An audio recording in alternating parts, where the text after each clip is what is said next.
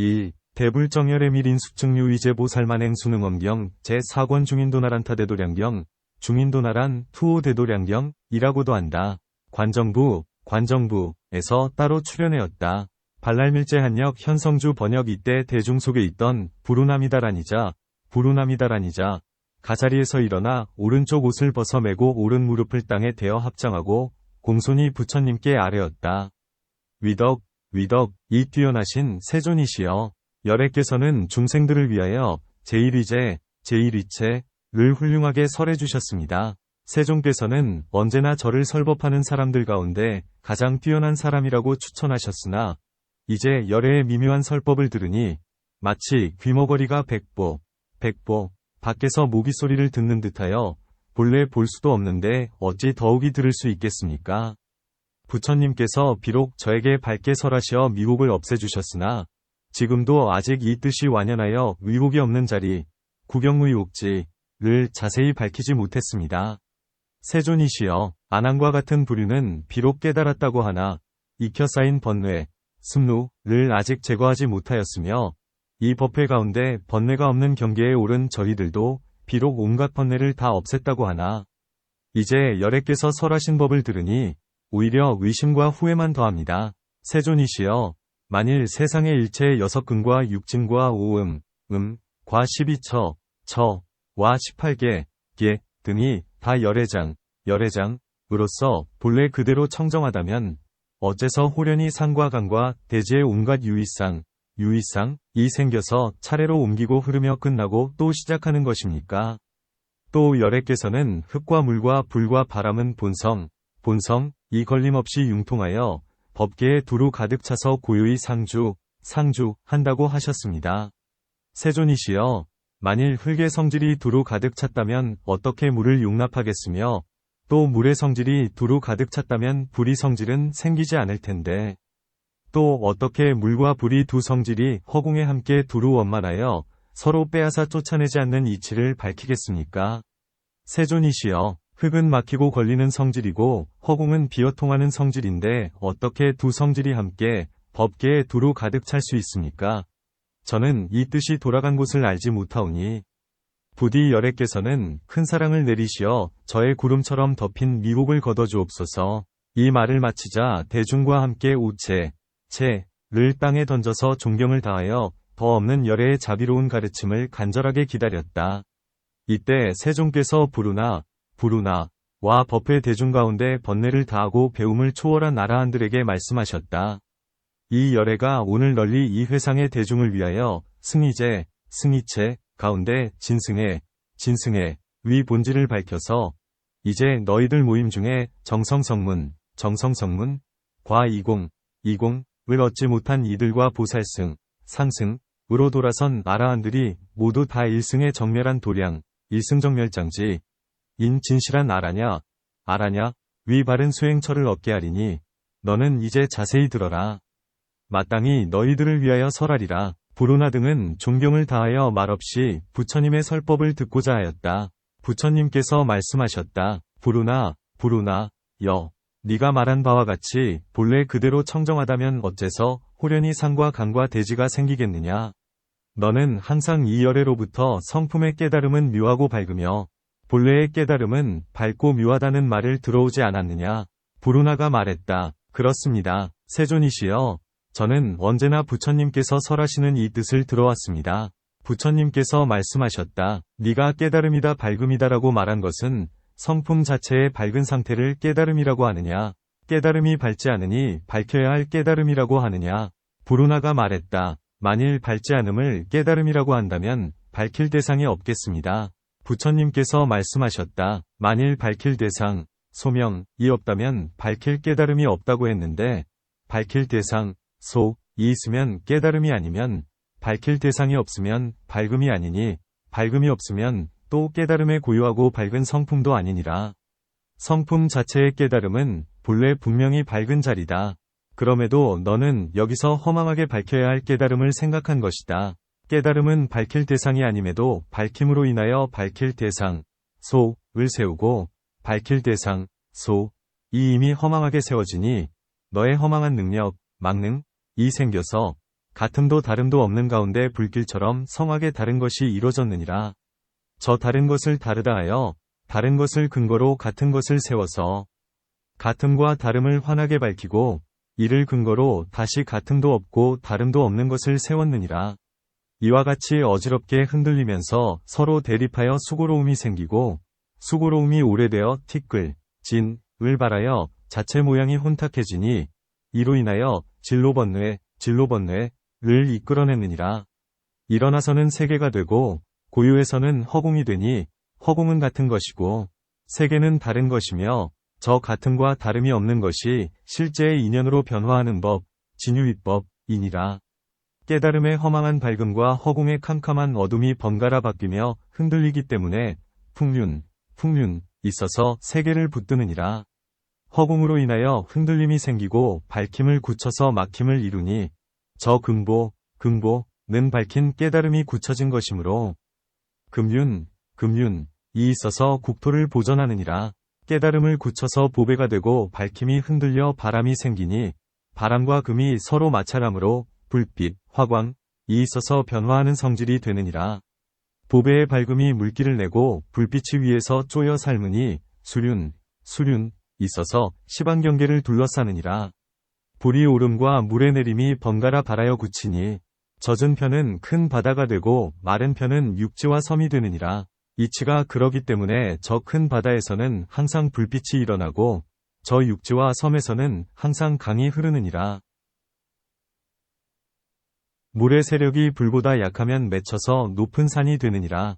그러므로 산돌을 치면 불꽃이 일어나고 녹이면 물이 나오는 것이다.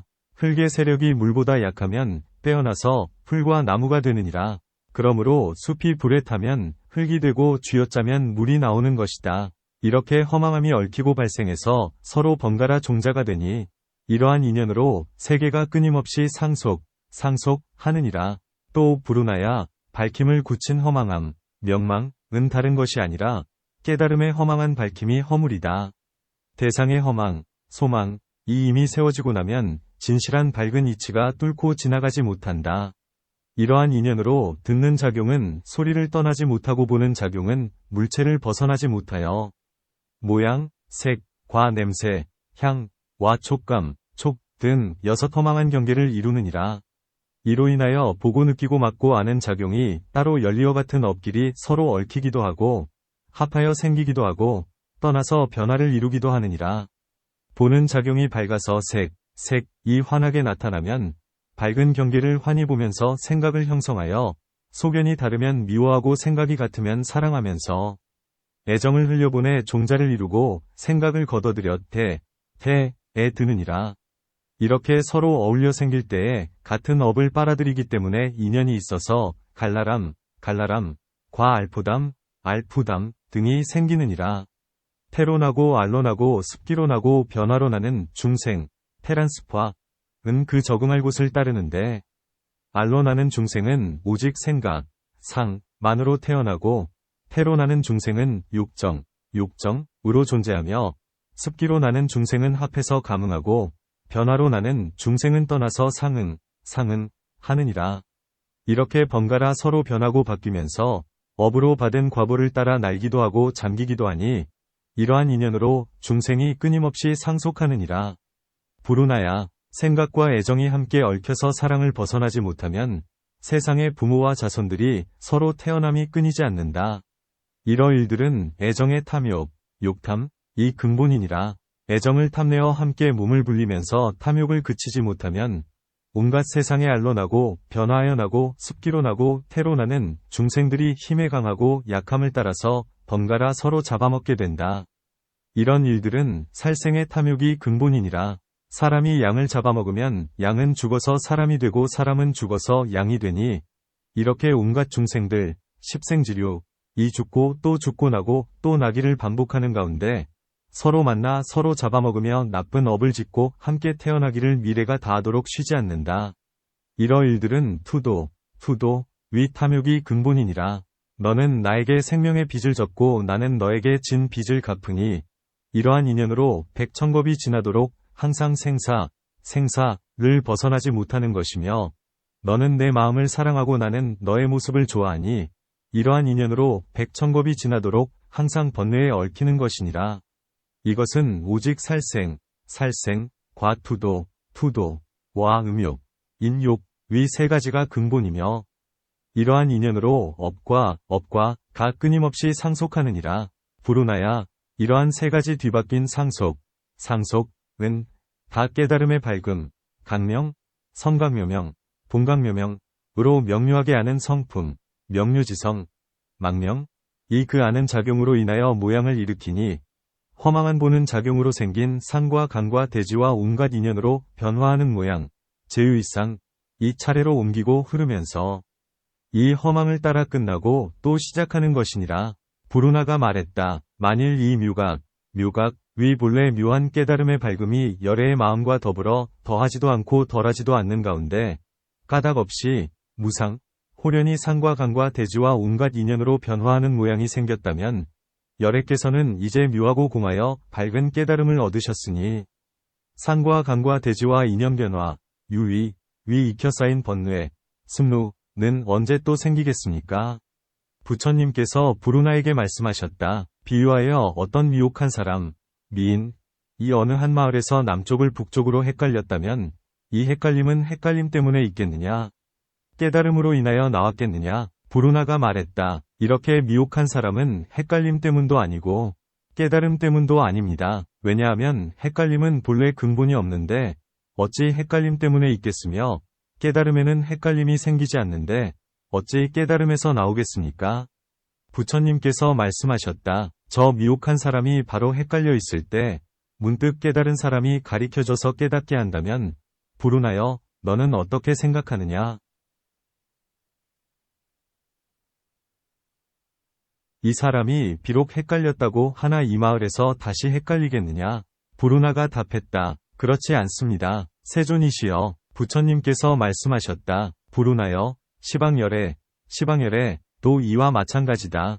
미혹은 근본이 없고 성품이 철저히 공하여 옛날부터 본래 미혹한 일이 없느니라.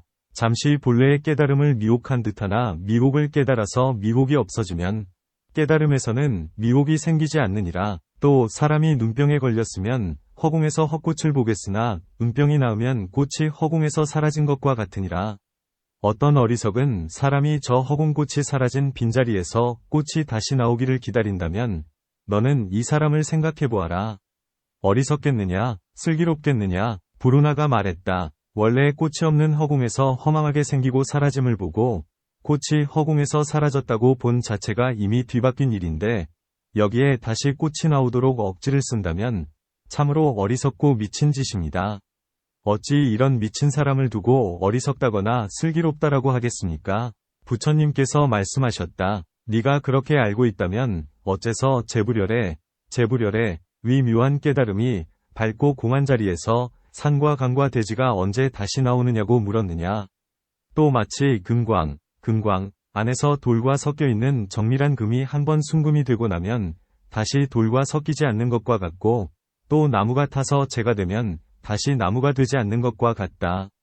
제불열애 위 보리열반 도 이와 마찬가지니라.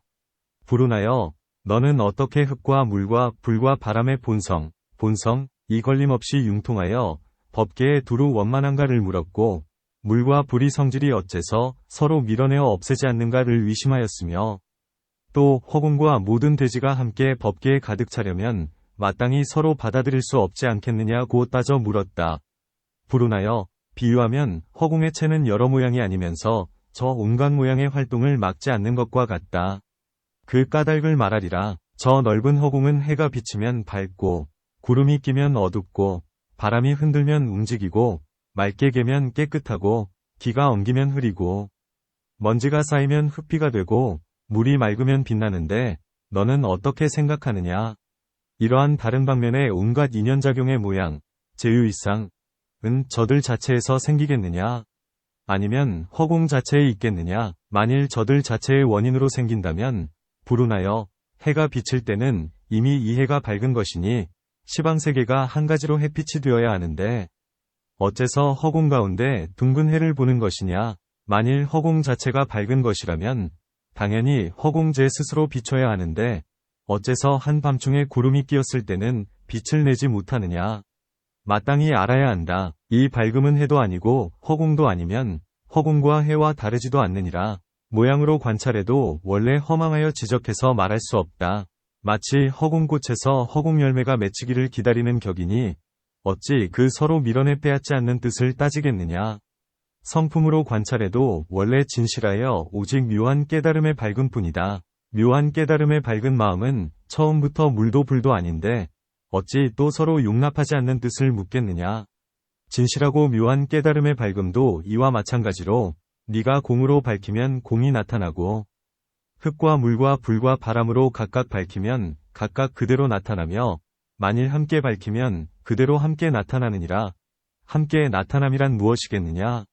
불운하여 마치 어느 한 강물의 해의 그림자가 나타날 경우 두 사람이 같이 물속의 해 그림자를 보다가 한 사람은 동쪽으로 가고 한 사람은 서쪽으로 가면 강물의 해 그림자도 두 사람을 따라서 하나는 동쪽으로 가고 하나는 서쪽으로 가는 것과 같이 처음부터 일정한 기준이 없으니 마땅히 이 해는 하나인데 어째서 각기 따로 가는가. 각기 따로 간 해가 이미 둘인데 어째서 하나씩 나타나는가 라고 따지지 못하리라. 완연히 허망만 더할 뿐 증명할 근거가 없느니라. 불운하여 너는 색과 공으로 열애장에서 서로 기울기도 하고 서로 빼앗기도 하니 열애장도 따라서 색과 공이 되어 법계에 두루 가득하느니라. 그러므로 그 가운데 바람은 흔들리고 허공은 고요하며 해는 밝고 구름은 어두우니 중생은 갈피를 잡지 못하고 깨달음을 등져서 경계, 진와 합하기 때문에 티끌 번뇌, 진로를 일으키니 세상의 모양이 있는 것이니라. 나는 묘한 밝음에 멸하지도 않고 생기지도 않는 법으로 열애장과 합했으니 열애장에 오직 묘한 깨달음의 밝음으로 원만하게 법계를 비출 뿐이다.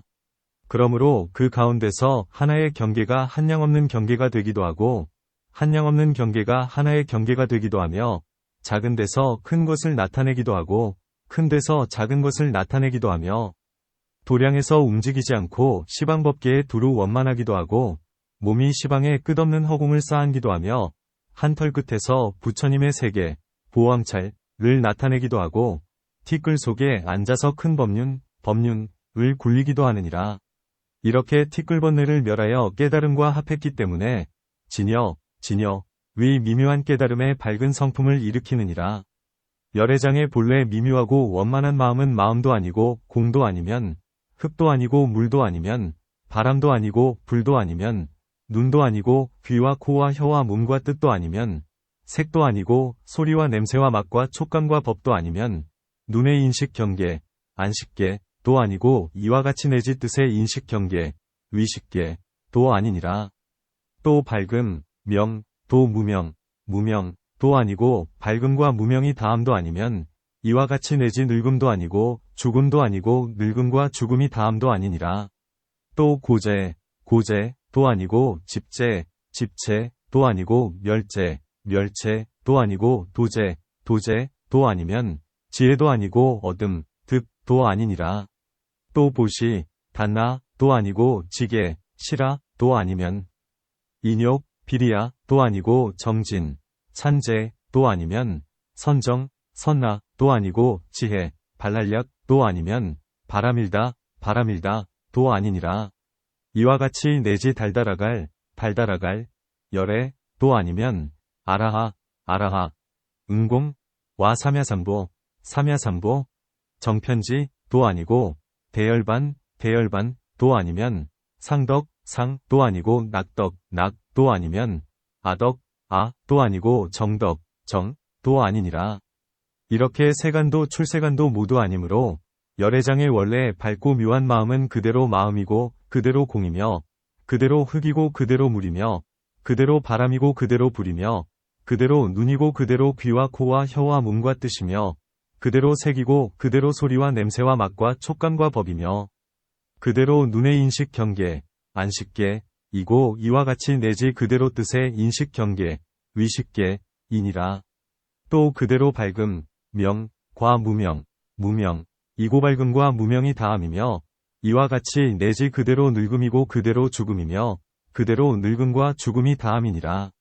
또 그대로 고재이고 그대로 집재이며 그대로 멸재이고 그대로 도재이며 그대로 지혜이고 그대로 어둠이니라.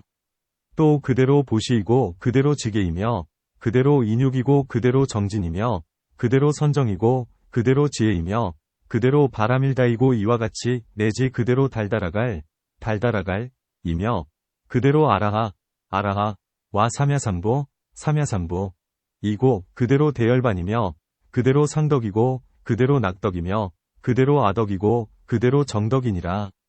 이렇게 모두 세간과 출세간과 일치하기 때문에 열애장의 묘하게 밝은 마음의 근원은 일치함, 즉 도 떠나고 일치하지 않음, 비, 도 떠나서 일치하면서도 시 즉 일치하지 않으니 비 즉 세간의 삼계, 삼육, 중생과 출세간의 성문과 영각이 어떻게 그들의 아는 마음으로 열애에 더없이 높은 보리를 헤아려서 세간의 언어로서 부처님의 직연에 들어가겠느냐.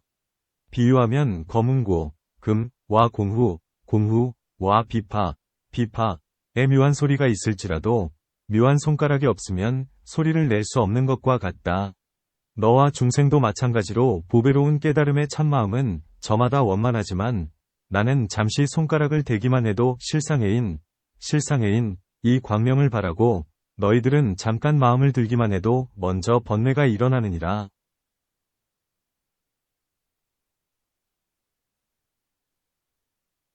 그것은 더없이 높은 깨달음의 도를 열심히 구하지 않고 소승만을 좋아하여 작은 것을 얻고 만족하기 때문이다. 부르나가 말했다. 저도 열애와 더불어 보배로운 깨달음이 뚜렷이 밝아서 진실하고 미묘하고 청정한 마음이 두리 없이 원만하지만 저는 옛적부터 시작 없는 망상을 만나 오래도록 생사에서 윤회하다가 이제 거룩한 법, 성승, 아라한과를 얻었으나 아직도 구경의 경지를 이루지 못했습니다. 세종께서는 온갖 망상을 다 원만하게 멸하시어 홀로 미묘하고 영원한 진리에 드셨으니 감히 열애께 묻겠습니다. 일체 중생은 어떤 원인으로 망상이 있어서 스스로 미묘한 밝음을 덮고 생사에 빠져 헤매는 것입니까? 부처님께서 부르나에게 말씀하셨다. 네가 비록 의심을 없앴다고 하나 아직 남은 의혹을 다 없애지 못했으니 나는 현재의 세상 일들을 들어 내게 물으리라. 네가 어찌 듣지 못한 일이겠느냐. 신라벌성, 위 연약달다, 가 호련히 어느 새벽의 거울로 얼굴을 비추고 거울 속의 머리에서 잘생긴 얼굴, 미목을 좋아하다가 자기 머리에서 얼굴과 눈이 보이지 않자 도깨비라고 성을 내어 꾸짖으며 까닭없이 미쳐서 달아났다고 한다. 너는 이 사람이 무엇 때문에 까닭없이 미쳐서 달아났다고 생각하느냐?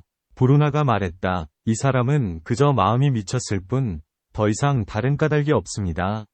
부처님께서 말씀하셨다. 묘한 깨달음은 밝고 원만하여 본래 원만하게 밝고 미묘할 뿐인데 여기에 이미 허망이라고 칭한들 어찌 원인이 있겠느냐? 만일 원인할 곳이 있다면 어찌 허망이라고 하겠느냐? 스스로 온갖 망상이 연달아 서로 원인을 이루고 미혹으로 미혹을 쌓으면서 티끌처럼 많은 진겁을 지냈으니 이 열애가 밝힐지라도 오히려 돌이킬 수 없느니라. 이렇게 미혹의 원인은 미혹 자체의 원인으로 있을 뿐이니 미혹의 원인이 없다는 것을 알면 허망은 위지할 데가 없을 것이며 더욱이 생기지도 않았는데 무엇을 멸하려고 하겠느냐. 보리를 깨달은 사람은 꿈에서 깬 사람이 꿈속의 일을 말하는 것과 같다. 마음에 비록 꿈속의 일이 정교하게 밝을지라도 무슨 인연이 있기에 꿈속의 물건을 취하고자 하겠느냐.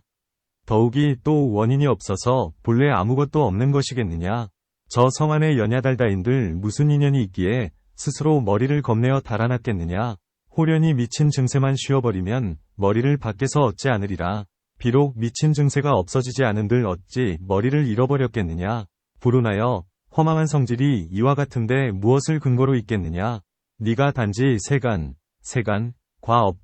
업과 와 중생, 위 세 가지 상속을 따라서 분별하지 않는다면 세 가지 연이 끊어지기 때문에 세 가지 원인도 생기지 않으며 너의 마음속에 자리한 연야달다의 미친 증세도 저절로 쉬리라.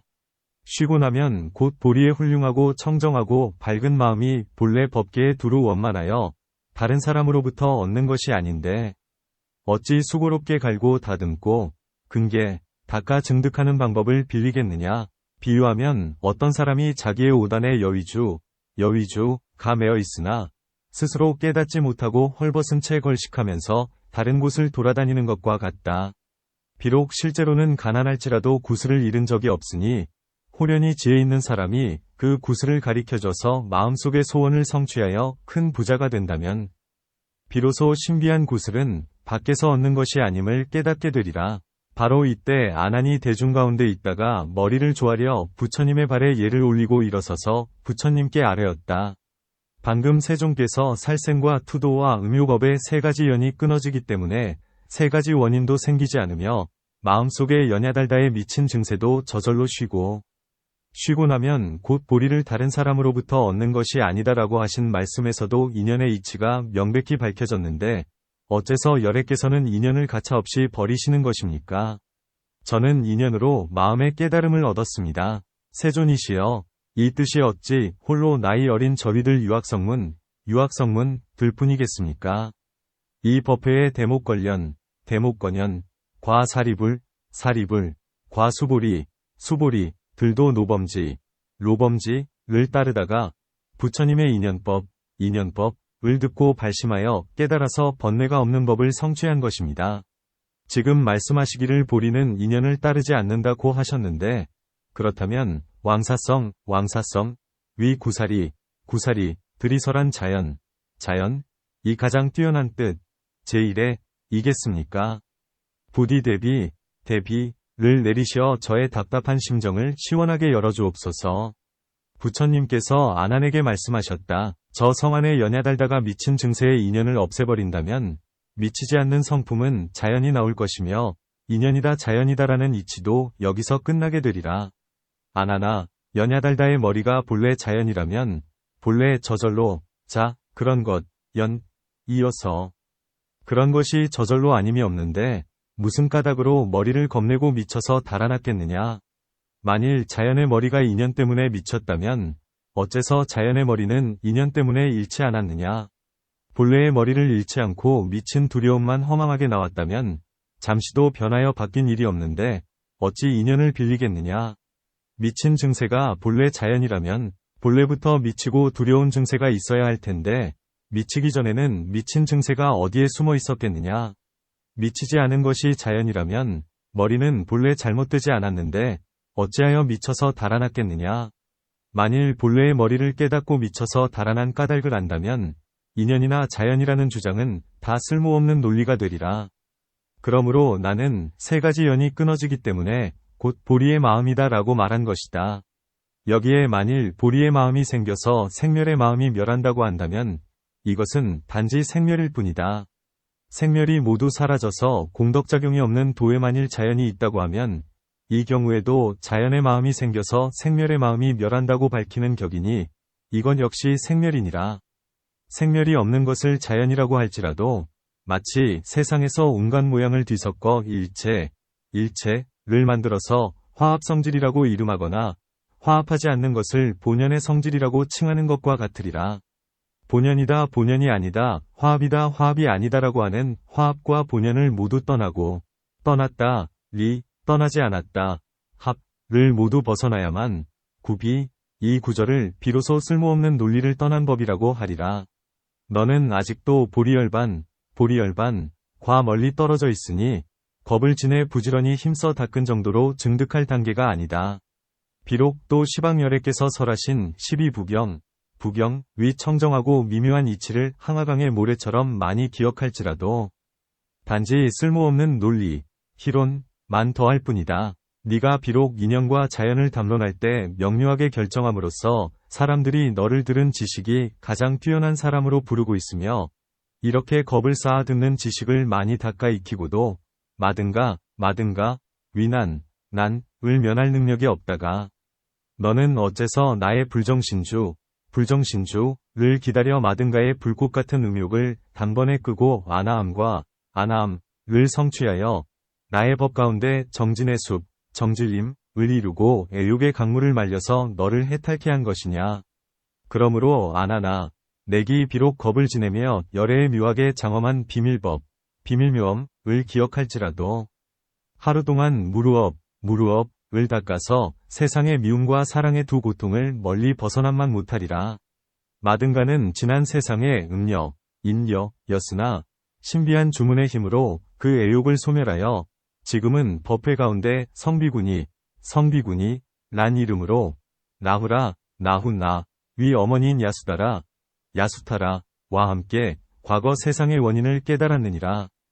여기에 이들은 지내온 세상을 애정의 탐욕 때문에 괴롭게 살아왔음을 알고 일념으로 번뇌 없는 선행, 무루선을 닦았기 때문에 얽힘에서 벗어나기도 하고 수기를 받기도 했는데 너는 어찌하여 스스로 속아서 아직도 보고 듣는 경계에 멈춰 있는 것이냐. 아나는 대중들과 함께 부처님의 가르침을 들으니 의혹이 사라지고 마음의 실상을 깨달아서 몸과 마음이 가볍고 편안해졌다.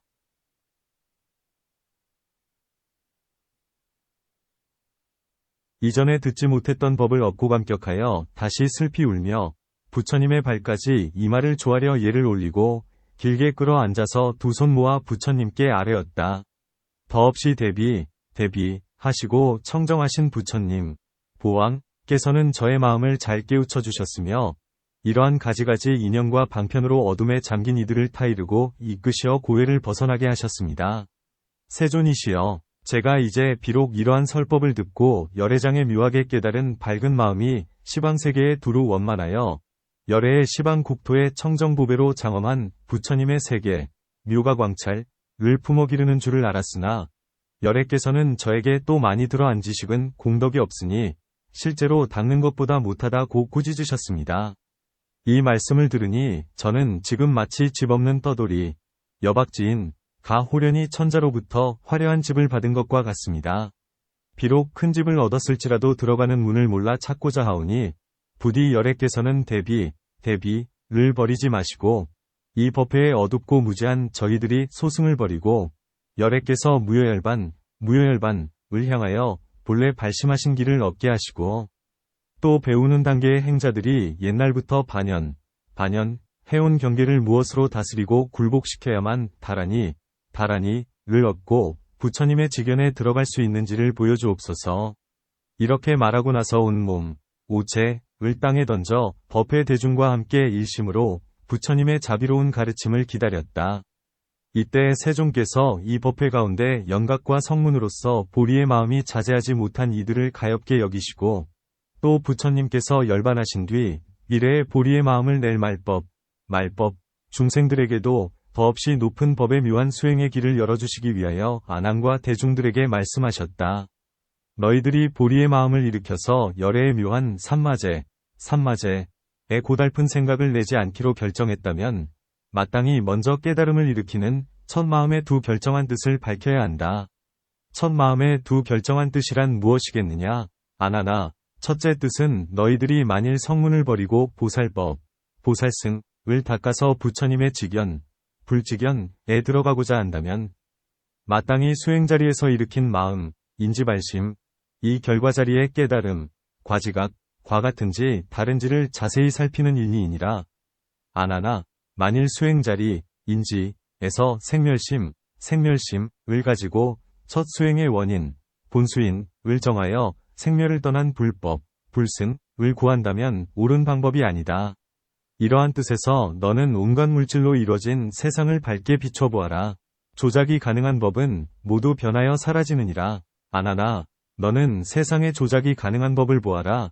무엇인들 무너지지 않겠느냐. 그러나 끝내 허공이 썩어 문드러졌다는 말은 듣지 못했으리라. 왜냐하면 허공은 조작이 가능한 법이 아니니 처음부터 끝까지 무너져 없어지는 일이 없기 때문이다. 너의 몸 안의 굳은 형태는 흙의 요소이고 젖는 성질은 물의 요소이며 따뜻한 감촉은 불의 요소이고 흔들리는 성질은 바람의 요소이니 이 네 가지 요소가 얽혀 짜임에 따라 너의 고요하고 원만하고 묘한 깨달음의 밝은 마음이 나뉘어 보고 듣고 느끼고 살피는 작용으로 변한 상태에 처음부터 끝날 때까지를 다섯 겹쳐 쌓임의 혼탁이라고 하느니라. 혼탁이란 무엇이겠느냐? 아나나, 비유하면 맑은 물은 본래 청결하고 저 먼지와 흙과 회가루의 종류는 본질이 막히고 걸림으로 두체는 본질 그대로 법이 서로 따르는 성질이 아니다. 그러나 세상 사람이 흙을 집어서 맑은 물에 던지면 흙은 막히는 성질을 잃고 물은 청결을 잃어서 모습이 어지럽게 뒤섞인 상태를 혼탁이라고 하며 너의 혼탁에 다섯 겹쳐 쌓임도 마찬가지니라. 아나나, 너는 시방세계에 두루 원만한 허공을 보아라. 허공과 보는 작용은 구분되지 않으리라. 허공은 있으나 실체, 가 없고 보는 작용은 있으나 감각이 없는 것이 서로 짜여서 허망, 망을 이뤘으니 이것을 첫 번째 겹쳐 쌓임의 겁혼탁, 겁탁이라고 한다. 너의 몸은 현재 네 가지 요소를 뭉쳐서 형체, 가 되었는데 보고 듣고 느끼고 아는 작용을 막아서 걸려 막히게 하며 물과 불과 바람과 흙을 돌려서 깨달아 알게 하는 것이 서로 짜여서 허망을 이뤘으니 이것을 두 번째 겹쳐 쌓임의 견탁이라고 한다.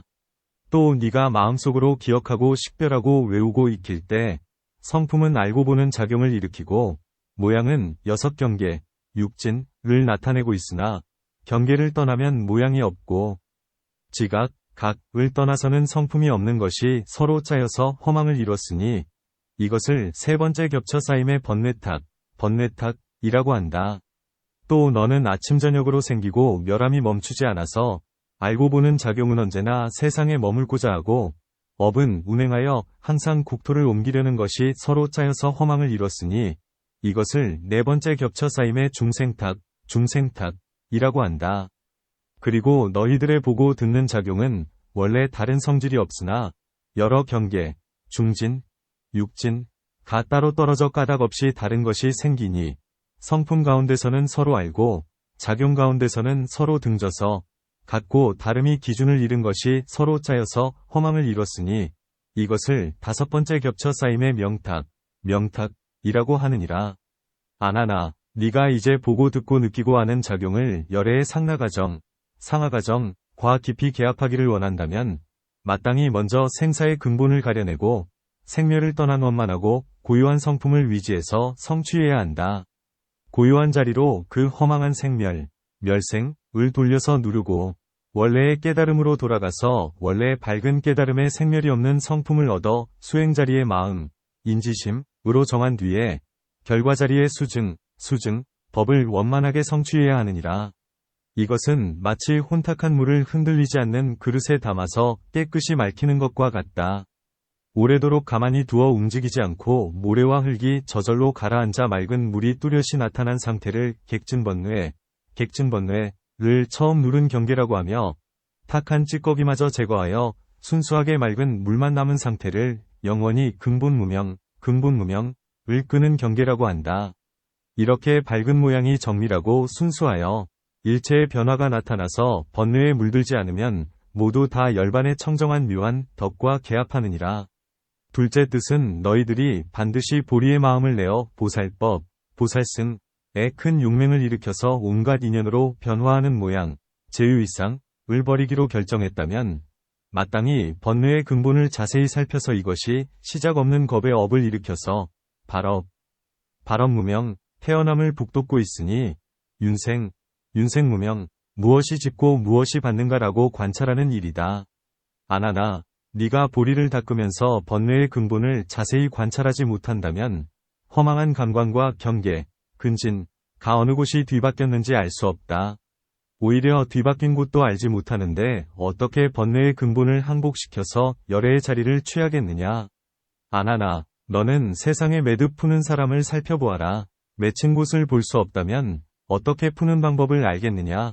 허공이 너에게 무너뜨림을 당한다는 말은 듣지 못했으리라. 왜냐하면 허공은 형상이 없어서 맺히거나 푸는 일이 없기 때문이다. 바로 내 앞에 눈과 귀와 코와 혀와 몸과 마음의 여섯이 도적의 앞잡이가 되어 스스로 자기 집안의 보배를 겁탈하고 있을 뿐이다. 이로 인하여 시작 없는 겁 동안 중생세계에 얽히는 일이 생겼기 때문에 물질세계를 초월할 수 없는 것이니라. 아나나, 어째서 세계라고 하겠느냐. 는 옮겨 흐른다는 뜻이며 는 방이라는 말이다. 너는 이제 마땅히 알라. 동쪽과 서쪽과 남쪽과 북쪽과 동남쪽과 서남쪽과 동북쪽과 서북쪽과 위아래는 이고 과거와 현재와 미래는 이다. 방위는 열이고 흐름은 셋이니 일체 중생이 허망을 짜서 서로 이뤄내고 몸 안에서 바뀌고 옮기면서 새와 개를 서로 밟는 것이니라. 이 개, 위 성질이 비록 열곳이라 하나 일정한 방위가 분명한 것은 세상에서는 단지 동서남북만 지목할 뿐이다. 위와 아래는 자리가 없고 사이, 중는 정한 방향이 없기 때문이다. 사방, 위수는 분명하여 세와 서로 밟아서 셋대가 사방으로 사방이 셋대로 완연히 고르니 12이니라.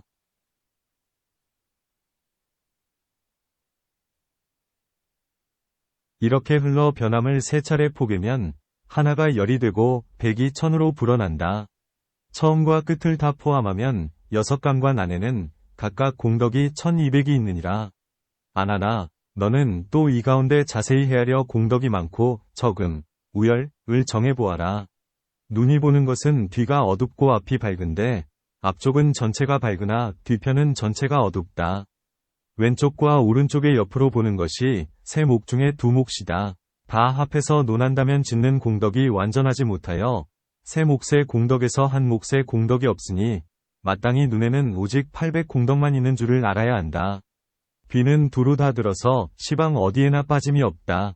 소리가 움직일 때는 멀고 가까움이 있는 듯하나 조용할 때는 한계가 없으니 마땅히 귀의 감관은 1200공덕을 원만하게 갖춰 있음을 알아야 한다. 코로 냄새를 맡을 때는 내쉬고 들이쉬는 숨을 통해서 작용하는데 내쉬고 들이쉬는 작용만 있고 중간에 어울림은 빠져 공덕이 없느니라. 코의 감관을 증명하면 세 몫의 공덕 중에 한 몫이 모자라니 마땅히 코에는 오직 800공덕만 있는 줄을 알아야 한다. 혀로는 모든 세간의 지혜와 출세간의 지혜를 다 설하여 밝힐 수 있으므로 말은 한계, 방분가 있을지라도 끝없는 이치를 다 해내니 마땅히 혀의 감관은 1200의 공덕을 원만하게 갖춰 있음을 알아야 한다. 몸은 다음, 촉을 느껴서 거슬리거나 따르는 경계, 위순을 아는데 합할 때는 느낄 수 있으나 떼었을 때는 알지 못하니 떼었을 때는 하나이고 합했을 때는 한 쌍이다. 몸의 감관을 증명하면 세 몫의 공덕 중에 한 몫이 모자라니 마땅히 몸에는 오직 800공덕만 있는 줄을 알아야 한다. 뜻으로는 묵묵히 시방 3세, 위 일체세간과 출세간 법을 받아들여서 성인과 범부를 다 포용하여 끝까지 다하지 않음이 없으니 마땅히 뜻의 감관은 1200의 공덕을 원만하게 갖춰 있음을 알아야 한다. 아나나 네가 지금 생사의 욕의 흐름, 생사욕욕을 거슬러 흐르는 근원을 끝까지 다 돌이켜서 생멸이 없는 경지에 이르고자 한다면 이 6가지로 수용하는 감관에서 어느 감관과 합해야 하는지, 어느 감관을 떠나야 하는지, 어느 감관이 깊은지, 어느 감관이 얕은지, 어느 감관이 원통한지, 어느 감관이 원통하지 않은지를 체험해야 한다. 만일 여기에서 원통한 감관을 깨닫고 저 시작 없는 옛날부터 망상으로 짜인 업의 흐름을 거슬러서 원통한 감관을 따를 수 있다면 원통하지 못한 감관으로 닦은 날과 일겁보다 그 공덕이 배가 되리라. 내가 지금 6감관의 고요하고 원만하고 밝은 본래 공덕의 수량을 이와 같이 자세히 밝혔으니 너는 잘 생각하여 들어가기에 알맞은 감관을 가려보아라. 나는 마땅히 밝혀서 너를 더욱 잘 닦아나갈 수 있게 하리라. 시방 열애께서는 18의 경계, 18개를 낱낱이 수행하여 다 더없이 높은 보리를 원만하게 성취하셨는데 그 중간에 전혀 우열이 없었느니라. 단지 너는 근기가 낮아서 그 가운데 자세한 지혜가 원만하지 못하기 때문에 나는 선양하여 너에게 한문으로 깊이 들어가게 하려는 것이니 한문으로 들어가서 헛되지 않으면 저 6감각기관은 일시에 청정하리라. 아나니 부처님께 아뢰었다. 세존이시여, 어떻게 흐름을 거슬러 깊이 한문에 들어가야만 6감관을 일시에 청정하게 할 수 있겠습니까? 부처님께서 아난에게 말씀하셨다. 너는 이제 이미 수다원과 수타wan과를 얻었으니 3개, 위 중생세간이 견도, 위자리에서 끊어야 할 번뇌, 혹는 멸했으나 오히려 아직 6감관 가운데 근중, 쌓아온 시작 없는 겁의 허망한 습기를 알지 못하고 있느니라. 저 습기도 반드시 수도, 위자리에서 끊어야 하는데 더욱이 어찌 이 가운데 생기고 머물고 달라지고 사라지는 여러 미세한 종류의 수량, 분재두수, 이겠느냐. 이제 너는 또 현재의 여섯 감관이 하나인지 여섯인지를 살펴보아라. 만일 하나라고 한다면 귀는 어째서 못 보고 눈은 어째서 듣지 못하며 머리는 어째서 밟지 못하고 발은 어째서 말하지 못하느냐. 만일 여섯 감관으로 결정되었다면 내가 지금 이 법회에서 너에게 미묘한 법문을 선양하고 있는데 너의 여섯 감관 가운데 어느 감관이 와서 받아들이는 것이냐. 아난이 말했다. 저는 귀로 듣고 있습니다. 부처님께서 말씀하셨다. 내 귀가 제 스스로 듣는다면 너의 몸과 입은 무슨 관계가 있어서 입을 열어 뜻을 묻고 몸을 일으켜 공손히 받드느냐. 그러므로 마땅히 알아야 한다. 하나가 아니라면 마침내 여섯이라야 하고 여섯이 아니라면 마침내 하나라야 하니 결국 너의 감관은 원래 하나도 아니고 여섯도 아니니라. 아나나 마땅히 알라. 이 감관은 하나도 아니고 여섯도 아니지만 시작 없는 것부터 뒤바뀌어 잠기고 무딘 까닭에 원만하게 고요한 자리에서 하나다 여섯이다라는 뜻이 생겼느니라. 너는 수다원, 수타완, 이 되어 여섯 대상, 육진을 소멸하였으나 아직은 하나를 없애지 못했으니 마치 넓은 허공에 여러 가지 그릇을 섞어놓고 그릇 모양의 다름을 따라 다른 허공이라고 하다가 그릇을 치우고 허공을 보면서 허공은 하나라고 말하는 것과 같다. 저 한없는 허공이 어떻게 너를 위해서 같기도 하고 같지 않기도 하겠으며 더욱이 어찌 또 하나라 하거나 하나가 아니라고 하겠느냐. 너의 분별하여 하는 여섯 가지 수용감관도 이와 마찬가지니라. 밝음과 어둠 등 두 가지가 서로 형성되어 나타남, 상형에 따라 미묘하고 원만한 가운데서 고요한 자리에 달라붙어 보는 작용을 일으키고 보는 전기가 색을 반영하여 색과 맺어 감관을 이뤘으니 감관의 근원을 청정한 네 요소, 청정사대, 승익은 라고 하며 이로 인해서 눈의 채, 안채라고 한다. 여기에 포도알처럼 생긴 네 요소의 부실한 감관, 부근사진, 부진근 또는 부진근, 이 제멋대로 흘러서 색을 쫓아 달리느니라. 소리의 움직임과 조용함 등 두 가지가 서로 침, 상격에 따라 미묘하고 원만한 가운데서 고요한 자리에 달라붙어 듣는 작용을 일으키고 듣는 전기가 소리, 성을 반영해서 소리를 말아들여 감관을 이뤘으니 감관의 근원을 청정한 네 요소, 청정사대라고 하며 이로 인해서 귀의 채, 이채라고 한다. 여기에 둥글게 말린 새 잎사귀처럼 생긴 네 요소의 부실한 감관, 부근사진, 이 제멋대로 흘러서 소리를 쫓아 달리느니라. 통함과 막힘 등 두 가지가 서로 열려 드러남, 상발에 따라 미묘하고 원만한 가운데서 고요한 자리에 달라붙어 맞는 작용을 일으키고 맞는 전기가 냄새, 향을 반영해서 냄새를 받아들여 감관을 이뤘으니 감관의 근원을 청정한 네 요소, 청정사대라고 하며 이로 인해서 코의 채, 빛채라고 한다. 여기에 드리운 쌍 손톱처럼 생긴 네 요소의 부실한 감관이 제멋대로 흘러서 냄새를 쫓아 달리느니라. 담담한 맛, 과 여러 가지 맛, 변 등 두 가지가 서로 어울림에 따라 미묘하고 원만한 가운데서 고요한 자리에 달라붙어 맛보는 작용을 일으키고 맛보는 전기가 맛을 반영해서 맛과 짜여 감관을 이뤘으니 감관의 근원을 청정한 네 요소라고 하며 이로 인해서 혀의 채, 설채라고 한다. 여기에 활 모양의 초승달처럼 생긴 네 요소의 부실한 감관이 제멋대로 흘러서 맛을 쫓아 달리느니라. 땜과 다음 등 두 가지가 서로 비빔에 따라 미묘하고 원만한 가운데서 고요한 자리에 달라붙어 촉각, 각을 일으키고 촉각의 전기, 각정, 촉감을 반영하여 촉감을 뭉쳐서 감관을 이뤘으니 감관의 근원을 청정한 네 요소라고 하며 이로 인해서 몸의 채, 신채라고 한다.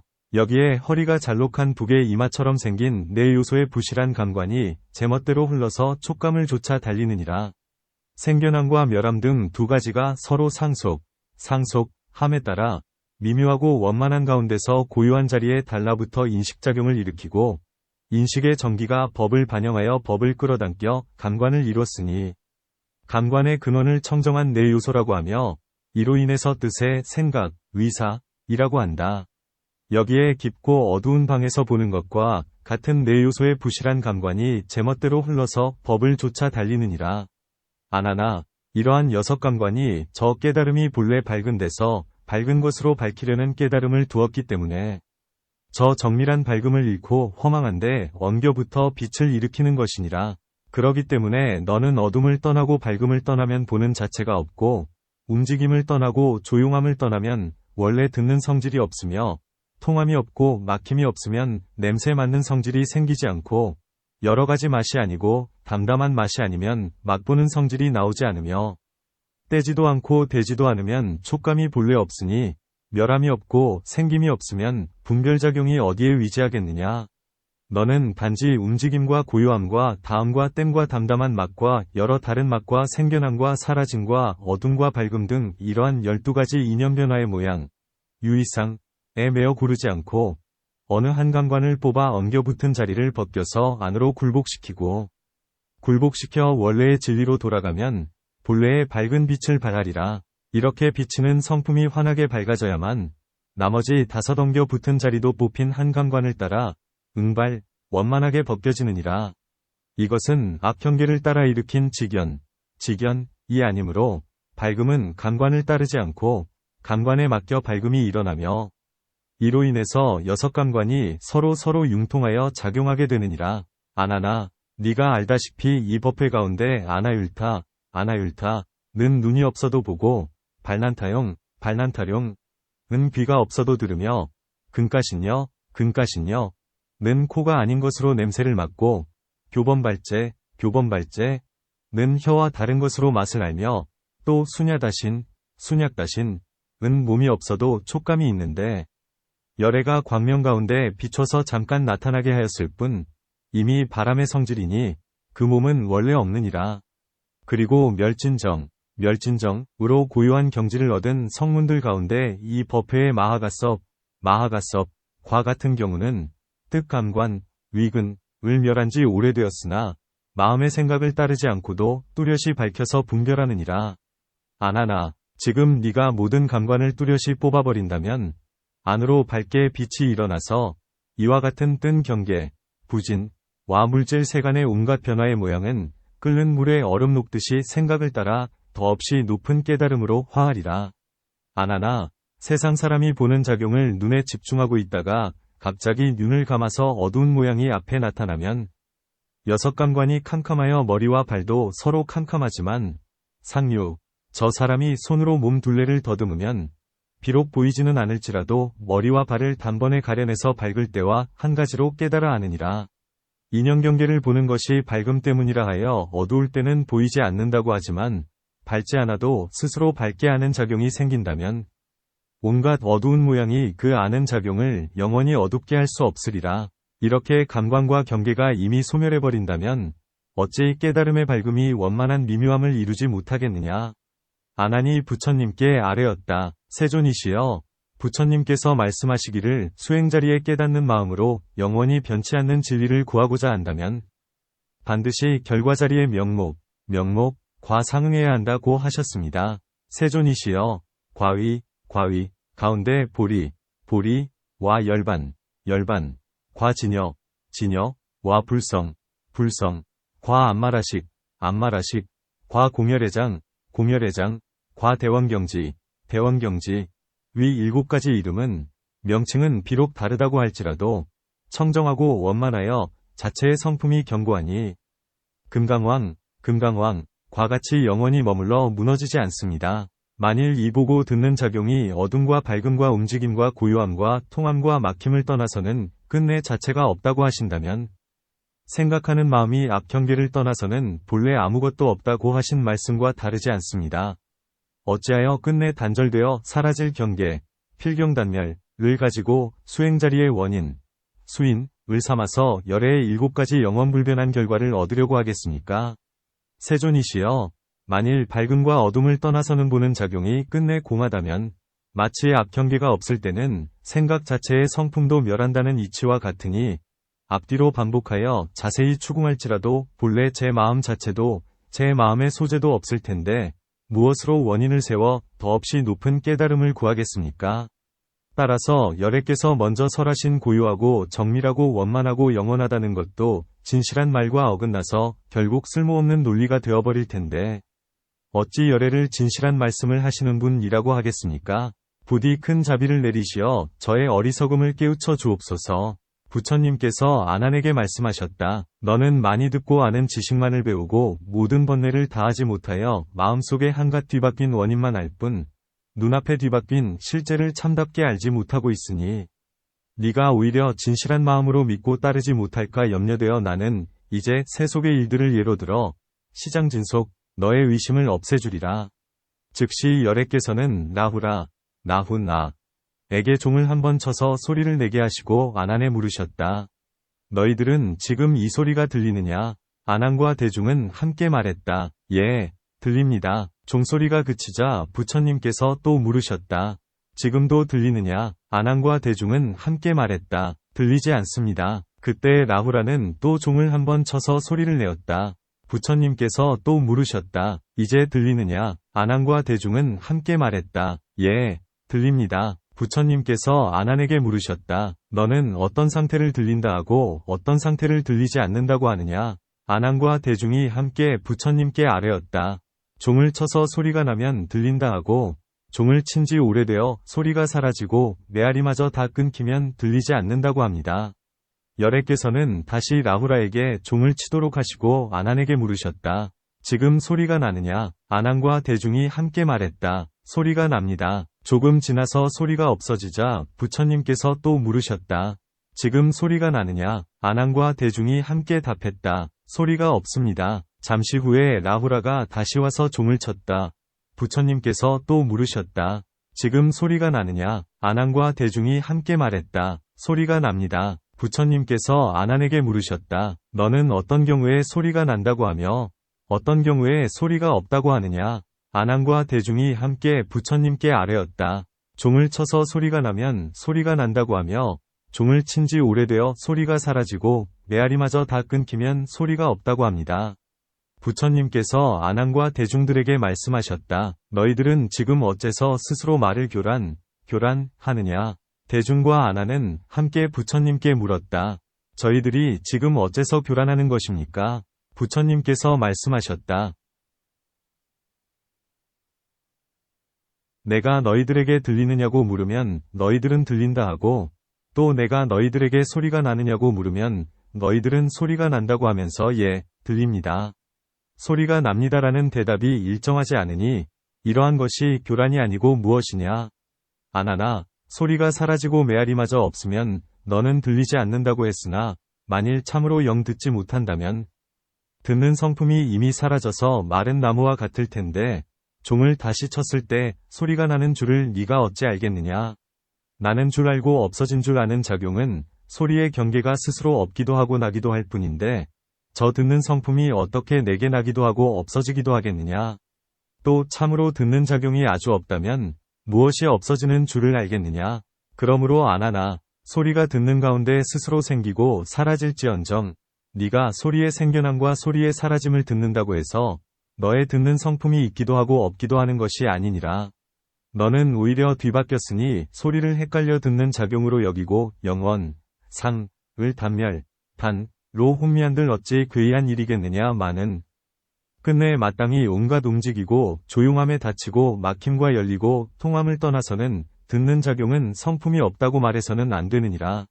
마치 잠이 무거운 사람이 평상, 상침에서 깊이 잠들었을 때 그 집안 사람이 그가 자는 사이에 비단에 다듬이질을 하면서 방아를 찌면 그 사람은 꿈속에서 절구질과 다듬이질 소리를 다른 물건의 소리로 여기고 북소리든지 종소리로 들으면서 꿈꾸는 동안에 스스로 웬 종이 나무와 돌소리를 내는 것일까 하고 괴상하게 생각한다.